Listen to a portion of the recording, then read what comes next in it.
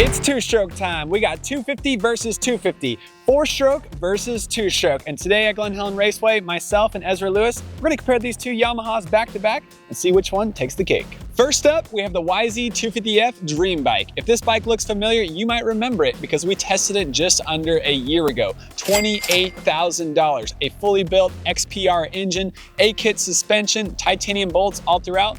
This thing's pretty sweet. And here we have its two-stroke brother. This YZ250 two-stroke was also built by XPR. This engine, 53 horsepower, competing against the YZ250F, which has 54 horsepower. Also, Stapes Suspension, A-kit, KYB, front and rear, titanium bolts littered all throughout. And of course, Blake Green of Cypher Coatings has decked this thing out. It looks pretty sweet. Let's see how it compares on the track.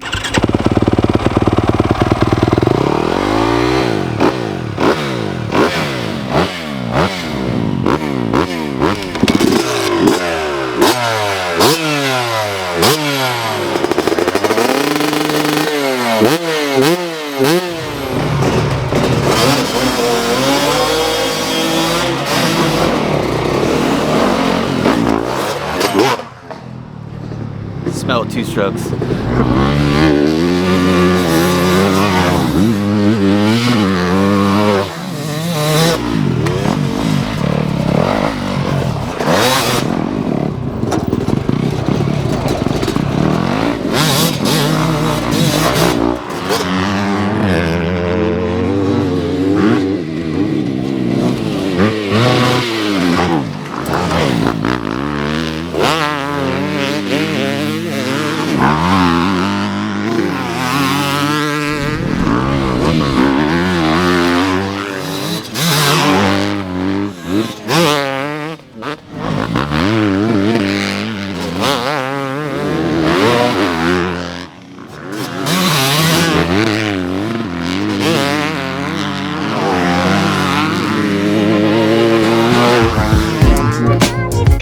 Is the man with a plan, and he's also the man in charge of ETS here in the US, stealing teams from VP Fuels. This year, ETS has been taking all kinds of trophies, just won both championships in the SMX series and also won every single moto at the Motocross of Nations last year. So ETS is on the rise, but we tested your $28,000 YZ250F just under a year ago, but now what do we have? Yeah, we finished off with a four-stroke, and you know, I'm a little bit more prone to a two-stroke, so we decided to twin up this build and build something special from XPR as well. All right, Kyle, this thing looks pretty dang trick. You guys put some elbow grease into it. What's the story on it? This is now actually its third generation build. We have about 300 hours on the bike. That's crazy. It does not look like that. It is kind of wild. A lot of time put into the frame just to get it look fresh again. But yeah, we have a lot of time on this. This is actually a 2016 model. From the outside, this thing matches your four-stroke. It looks exotic and factory, and I can tell Blake Green went a little crazy with the coatings. This thing just looks trick. But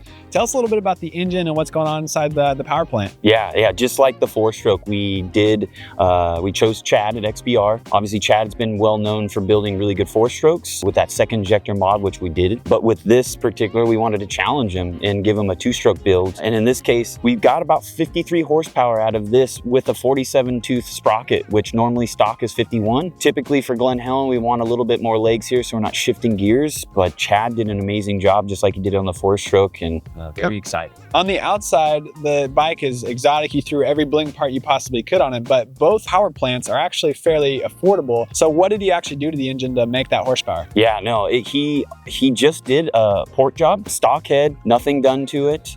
We did use X-Pro Drag 3 fuel with some jetting specs, what Chad recommended on the dyno. Yeah, very affordable, something that probably can do within the $500 range. Wow. Pro circuit pipe and silencer and ETS fuel, pretty impressive. Yeah. And the age-old 2-stroke versus 4-stroke battle, price is always a huge topic. We already mentioned $28,000 was spent on this YZ250F.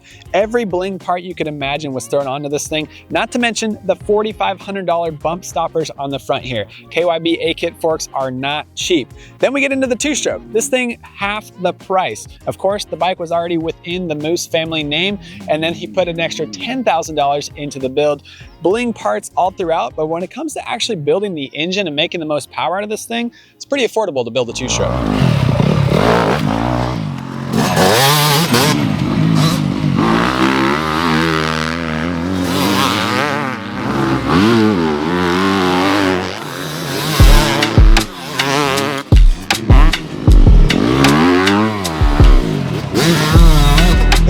To ride a YZ250 2-stroke than Ezra Lewis. This guy has spent tons of hours on this style of bike. He owns a YZ250 2-stroke. So Ezra, what was it like to ride this XPR machine? It was a lot of fun. It had a lot more excitement and power off the bottom end. The power band was a little bit harder to gauge, but once I figured it out, I could use it and actually not use as much energy. I was able to just kind of ride the thing and not work so hard. The YZ250 platform has been around forever and it hasn't changed. This engine has been the same since I think 98, maybe the crank, but 2005, the Yamaha got this frame, the aluminum frame. 2006, it came with the SSS forks. And then in 2022, it got updated with the new bodywork, but otherwise it's basically the same bike for all these years. This thing was a ton of fun for me to ride. I was blown away by how exciting it was, but you, Ezra, got to compare it against your bike. 47 tooth sprocket on the rear on this thing. How did that compare to your bike? And maybe tell us what you have done to your YZ250 2-stroke. So my bike, I just have an FMF pipe, V-force reeds, and I kept stock gearing. I haven't messed with it, haven't messed with any jetting, but it still felt faster than my bike. I didn't have to shift as much either, but off the bottom, it still felt faster. And even in the top range, I still felt like it was close, or if not faster than mine. That's pretty impressive. So 47 tooth rear sprocket, 1347 gearing ratio on the YZ250, the XPR built, versus yours stock 1351.